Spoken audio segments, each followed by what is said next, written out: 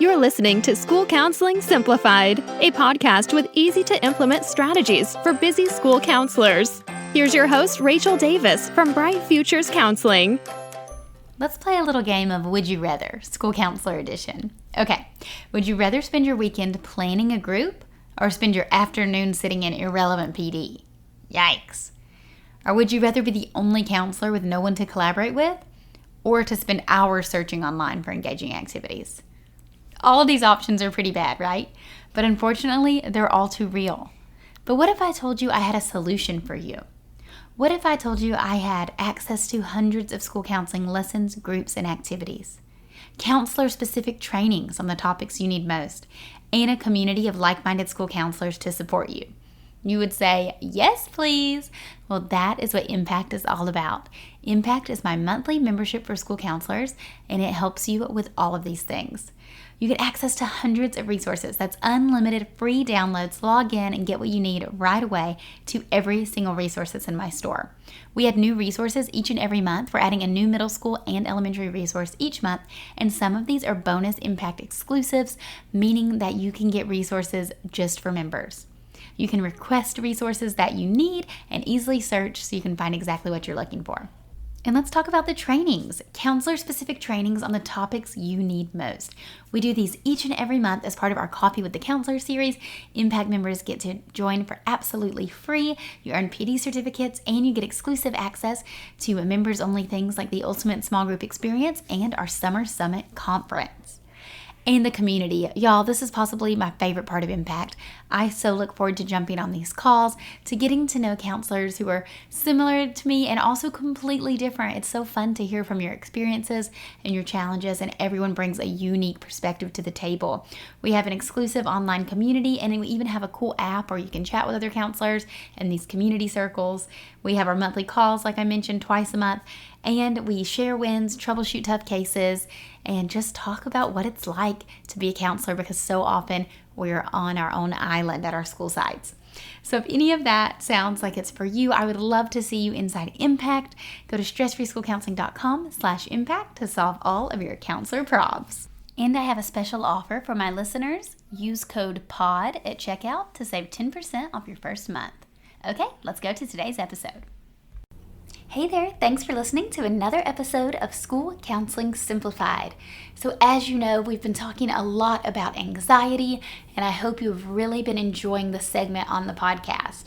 Now, we've had some awesome guests to hear from, and I've shared a few tips myself, but for today's episode, I wanted to revisit an episode from last year, episode 149 with Ashley Bartley on how to support anxious students. This is a great episode from Ashley. She was one of our Summer Summit presenters. That's my conference that's exclusive for Impact members. And this one's from last year, but we are already in the early stages of planning the Summer Summit Conference again, so be on the lookout for that in the coming months. But anyways, I just loved to hear from Ashley on this episode. She is the expert when it comes to anxious kiddos, and I know you're going to love this episode. So I'm going to be replaying this older episode for you here now, and then we'll touch base at the end. Okay, see you there. Who's ready for our monthly coffee date? In this month's Coffee with the Counselor training, I'll be sharing Mindfulness Matters, how to use neuroscience-based strategies in counseling. Y'all, I am fired up about this topic, and I cannot wait to share with you the latest research findings. Coffee with the Counselor is my monthly live training series where I offer counselor-specific PD for the price of your daily Starbucks run. This one will be on March 26th at 6 p.m. Eastern. If you want to learn more about mindfulness and how you can use it in your school counseling program, you don't want to miss this. Save your seat at stressfreeschoolcounseling.com/coffee. All right, let's go back to the show. Hey, Ashley, how are you? I'm good. How are you doing, Rachel? I'm doing good. I was just telling you off air that we're like going through a move, kind of busy, but it's good over here. I love a good transition. Yeah. So I'm so excited to have you on because you were one of our Summer Summit presenters, and this episode will be kind of a sneak peek for your topic, which is all about separation anxiety. And it was funny. I have a toddler. He is about to be 3, and my friend was over this morning, and I told her I was doing this podcast, and she's like, "Oh, you need to use these strategies with your son." I was like, "I know." I'm going to be taking notes. So I think it's definitely a topic that as counselors, as mothers, like a lot of us experience. So I cannot wait Yeah. to learn more about this. Yeah. Well, thank you for having me. I'm excited to be on, and I'm excited to be presenting at your conference this summer. Awesome. Thank you. So to get started, tell us a little bit about who you are and your background, and then kind of how you became a specialist in this topic. Sure. Well, I'm Ashley Bartley, and I'm a school counselor. I just finished my 15th year, and I started in a middle school. Loved that age. I still love that age. But moved to elementary school to do more proactive, like preventative work. And just, I guess over the last few years, I mean, I guess kids have always had separation anxiety, but ever since the pandemic, it is just so prevalent, at least at my school, and I think in general. And so that's just something that I've tried to come up with more strategies for. And then recently I've written 2 books where one is actually about separation anxiety, so that I can like read it to my classes at school and give them some ideas too. That's so awesome. What is writing a book like? Like, how long did that take you? Each book is about a year-long process, I would say, maybe less. The first one took longer, but it's something I wanted to do starting when I was like 7. And I actually took classes at the Institute of Children's Literature and learned all about the publishing side of it. And then submitted queries and manuscripts and started working with Boys Town Press. That is so cool. That is so cool. And we will link to your books in the show notes so people can check them out, especially the separation anxiety ones. Sounds good. But tell us, so if we have a student, what are some signs that a child may be experiencing separation anxiety? What should we look out for? You can usually tell right away if you're in a school building, because they're the ones that a lot of times will have a hard time getting out of their car. I get a lot of calls on the walkie-talkie to come assist with kids who won't even leave their car or get out of their car. And then once they make it into the building, oftentimes they're really teary. We don't let their grown-ups or their caregivers like come into the building. There's like a little glass entryway and they can come into that part. And so we see a lot of action in that we call it the fishbowl, with parents trying to separate from their kids and lots of struggles. So we see that, just refusing to come to school in general. So maybe they're refusing to get on the bus, if they're bus riders. And then I get a lot of referrals from our school nurse, who will see kids who have kind of vague symptoms like stomach aches or headaches, and they see a consistent pattern. And so they'll say, can you check in with this child? I think maybe they're having some anxiety more than like a physical. I mean, there are physical symptoms, of course, but they're not sick. Right. Yeah. So those are kind of the main ones that I see. Yes. And we're recording this in the summer months. And I'm thinking ahead. I know back to school, especially with the little ones, this is going to be huge, right? That's when we probably see the most. But are you seeing students experiencing separation anxiety year round? Oh, definitely. I mean, we do things definitely around back to school season to try to help. But I was just telling someone the other day that even on the last day of school, because we're on summer break now, but even on the last day of school, this little girl came in crying, and she's done it every single day the whole year, and just, true to form, she came in the last day of school still crying. Oh, you're like, you're almost there. We see it year round, but especially after big holiday breaks, after winter break and spring break and long weekends, you tend to see it like the following Tuesday. So I want to ask you 2 things. It's 3 things really. So I want to ask about how counselors can help, including prevention. And then I want to ask like the specific strategies, because I like to do this podcast for people on their commute so they can like learn something and implement it like that day. But before we do that, can you give us like a scenario, like an example? Like, let's say we're at school, you get the walkie-talkie and they're like, John won't leave the car. He's crying. Like, can you just walk us through like what you would do? Yeah. So typically it's a kid that we've had repeated calls for, so we kind of know what helps. So like, for example, this one child, we have preschool at my school. So we'll go outside, and a lot of times we'll have like a little action figure in our pocket because we know that he loves that action figure. So we'll go out to the car, and just kind of, we send somebody that's a familiar face to them. So, a lot of times it's me or someone else who has morning duty. We'll go out there and we'll kind of hand him the little toy and try and get him in. And I think that the biggest part is like separating the parent, like telling the parent, like, they'll be fine. You go. We can text you when they're settled, or we can give you a follow-up.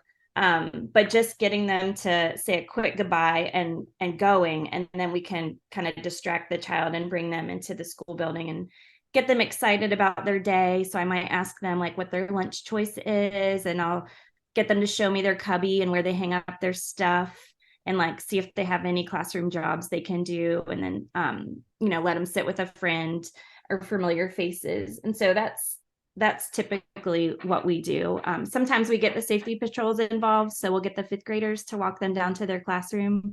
But the biggest part, I think, is just separating them from their parent. Mm-hmm. And I tell the parent, like, don't sneak away, just say a quick goodbye and leave, don't linger. So that tends to be the best way for us. Okay. Well, good. Well, I did it right this morning when I dropped my son at preschool because he was crying. And I was like, you're good. Bye. Yeah, it's harder on us sometimes. Yeah. So. For sure. Okay, awesome. Well, thank you. I love, sometimes it's just easy to hear like a, what would you do, scenario. But I love a few things I noticed you saying there is like, it sounds like some rapport was built already with the student. You knew their interests. Mm-hmm. And then having them look forward to something positive in their day. And then their familiar faces. You mentioned like sitting with friends at lunch, or familiar people, or in the classroom, and then a familiar adult coming to get them from the car. Yeah. Exactly. So what about preventative strategies, or just strategies in general that counselors can use to help students who are experiencing separation anxiety? Yeah, I think you can do a lot at the beginning of the year to support families in this. A lot of times schools will have like an open house or back to school night. So that's a great time when the kids, especially new ones who've never been there, can come and see the school, meet their teachers, see their classroom, figure out where their desk is going to be, where their cubby is, and kind of just have that visual. So I think a lot of anxiety typically tends to come from not knowing something. So if they can picture, what is going to be happening, then they don't really have the chance to like make up, what it could be. So letting them come in, and then I have a handout that I typically give to families that just have some basic tips, like the one that I mentioned about, saying a quick goodbye, and maybe having like a little goodbye ritual that they do, like a little handshake or something that they say over and over, and then having a transition object. So I usually will have like a display at back to school night or at open house, and I will give that out and kind of introduce myself to families then. And then for more extreme type cases, we've even had kids who will come and they will literally practice the entire drop off. So their parent will pull up, and this is like before school even starts. The parent will pull up to the curb, someone will come out and greet them, they'll walk in, and they'll walk to their classroom. And I think it was earlier this year, we did that with a student, and she must have practiced like 20 times, the whole, like from start to finish. And then the first day of school, she was great. She had no issues, and she never had issues after that, just because she had practiced. Right. And that's not always the case, but that was definitely proactive and didn't have to happen on the first day of school. Right. I love to hear that. That's so cool. And what about the students themselves? So let's say it's our first time that a student's like a new student to us, right? Like we don't know them personally, so we don't have any like custom strategies for them. But what are some general strategies that seem to work well? Yeah. A lot of times they will have like an object they can, I would suggest like bringing something from home that's small that they could keep in their backpack. Introducing them to a friend right away, like if they're new to the school, so that they have that familiar face to look to. A lot of times I'll tell the parent to like speak positively about the school and about the teacher. So instead of saying like, come on, we have to go to school, saying things like, oh, you get to go to school and you'll get to, just being very positive and kind of that growth mindset idea with it. And I mean, it's hard. I wish there was a magic wand that, one solution that fits everybody. But I mean, even there are times when I struggle and I have to call for an admin to come help me with a student, or I have a co-counselor, so sometimes I'll call for her and the two of us will do it together. But I think just being consistent and kind of firm, I guess, like not seeming to give in at all to the child, Mm-hmm. if that makes Yeah, sense. for So sure. just, oh, let's go. Yep, we're going down to your classroom. One Mm-hmm. time I even said to a kid, like, I bet you can't get the chair off your desk, or I bet you can't find your cubby to show me where your other shoes are. And the kid was like, yes, I can. And like marched off to his classroom. So Right. that worked one time. So just having a little bag of tricks that you can pull from, Right. to try to do things with different kids can help. Right. Yeah. Do you want to walk down the hall or hop like a frog down the hall? Or like, how are we going to Yes. get there?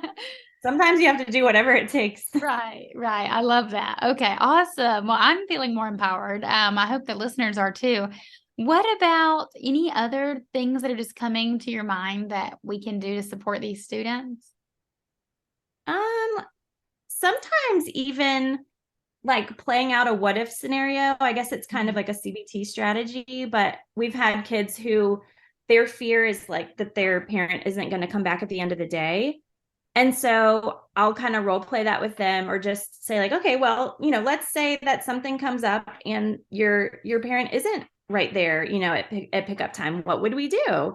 And I would kind of joke and say like, would you camp here overnight with us? Like, and then get them to see that even if someone didn't come, they still have trusted adults in the building who would make sure that they would get home safely. And so just trying to figure out what their worry is, like if there is any kind of, basis to it like that. Mm-hmm. Just talking it through with them. And then sometimes I'll even do like groups for kids that have any kind of school anxiety or separation anxiety, and let them get together and talk about like, what is it about school that is difficult, and what are some things they do look forward to, and we make a plan for how they can have a great day. So that has been, I did those in the fall this year, and those were really fun and seemed pretty successful. Mm-hmm. Kind of like a new students group, but like more specifically for these kiddos. Yeah. Yeah, no, I love that. And I love the example of the what if scenario, right? Like name worst case scenario and then let's problem solve it and you're going to be okay. So I love that. Yeah. You're not sleeping at the school tonight. Right. One more question. So do you find that the students, so let's say this is happening at drop off in the morning, are most students able to like get it together and be successful in class within like 15, 20 minutes, or does this tend to drag on longer than that? What can we expect, I guess, in terms of Yeah, I think for most kids, within minutes of getting to the class and getting settled, they're okay. Usually I'll do a walk by and I'll just kind of peek through, and if I see them, I'll give them a thumbs up. Some kids, like in extreme cases, they'll cry so much, and it's like every single day, that we've even had to shorten the school day before. I mean, that's like really rare, Mhm. but maybe once a year, once every couple years, we'll have it where the child just comes for a half day until they're more acclimated. That's Mhm. usually just like in really younger grades, like preschool or kindergarten. Mhm. But it doesn't come up very much. Usually it's like just after a few minutes they're settled, because they get Mhm. distracted and they're, excited about their day. Right. Right. Yeah. Oh, so good. Well, thank you so much. I'm so excited for your session to learn more on this. We don't want to give too much away. Yeah, But I'm excited for all the sessions. It looks like there's going to be some good ones. yeah, I'm so excited. Well, thank you so much, Ashley. Where can the listeners follow up with you if they want to connect, check out your books, or like learn more about separation anxiety? They can find me on social media. I'm Counselor Station. So on Instagram and Facebook, it's Counselor Station. And then that's my website, counselorstation.com. And then my books are available pretty much wherever you can buy books, but they're published through Boys Town Press. Awesome. Awesome. Well, thank you so much for your time today. I know this was super helpful for the listeners. Yes, thank you for having me on. This was really fun to be able to talk to you. And I hope that you have a good move coming up here soon. Oh, yeah. Thank you. I'm feeling anxious. Thanks. Bye, Ashley. I hope you loved hearing from Ashley and all of her strategies when it comes to supporting students who are anxious. I want to remind you guys about my training. It's Coffee with the Counselor, and this month's topic is Mindfulness Matters, how to use neuroscience-based strategies in counseling. I love this topic of mindfulness. It's something I'm trying to practice more of in my daily life, honestly. It's funny, every time I get up early to have my morning routine, my little one seems to wake up at the exact same time. So it's like I'll wake up at 5:30 and then he's up at 5:30. But if I sleep till 7, he sleeps till 7. So I'm sure some of you mamas can relate. But anyways, I love this topic of mindfulness. I'm trying to work on mindfulness meditation myself, and I cannot wait to share these neuroscience-based strategies for counseling with you guys. This is going to be on March 26th at 6 p.m. Eastern. Go to stressfreeschoolcounseling.com/coffee to save your seat. It is $10 for the training. That's about the price of your daily Starbucks run. That's why we're calling it Coffee with the Counselor. But if you're an Impact member, you get access to it included in your membership. If you want to learn more about Impact, and just join us there so then you can get instant access to the coffee training, go to stressfreeschoolcounseling.com/impact. Okay, guys, talk to you next week. Thanks for listening to School Counseling Simplified. You can find the links from today's episode in the show notes. If you'd like to connect with Rachel, she's on Instagram and Teachers Pay Teachers at Bright Futures Counseling. Be sure to subscribe to the podcast so you don't miss any episodes of School Counseling Simplified. Talk to you next week.